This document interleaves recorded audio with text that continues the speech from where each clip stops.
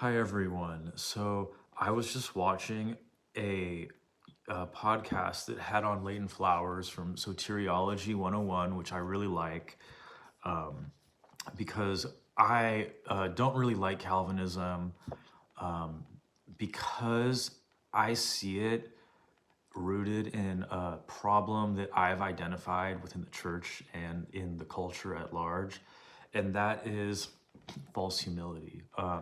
A lot of people will defend Calvinism because they'll say, they'll basically make a show of their prayers, right? Like the Pharisees. Well, they'll say, oh, well, I don't take any credit for my salvation. How dare you? But also in that statement, it's implied that they're better than you because they are allegedly giving God all the credit for their salvation. And then the other aspect of that is that, and this kind of the unsaid thing,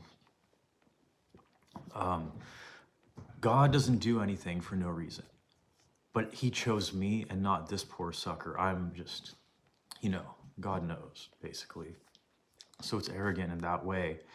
And I've noticed this a lot in American churches, is the idea that this like fake peace, fake humility is a virtue, where it's like, we are not going to let iron sharpen iron. We're not going to reason together, right?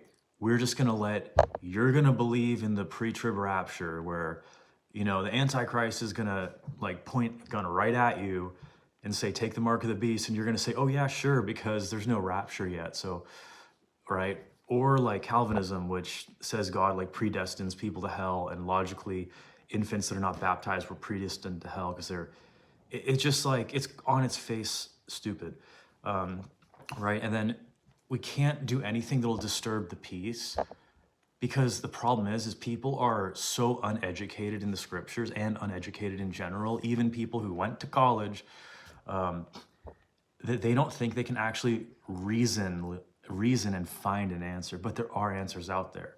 And what I think the key to real humility is, and this is an exercise that I have done semi-regularly since I got saved, is imagine something you believe, even it's a core value, like the resurrection, and be like, okay, imagine yourself being a little bit wrong and having to change your mind and admit it and apologize.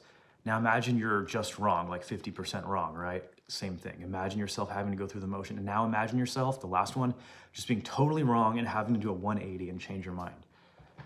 That is an exercise you can use to develop the ability to admit that you are wrong. And that's what most churches do not have.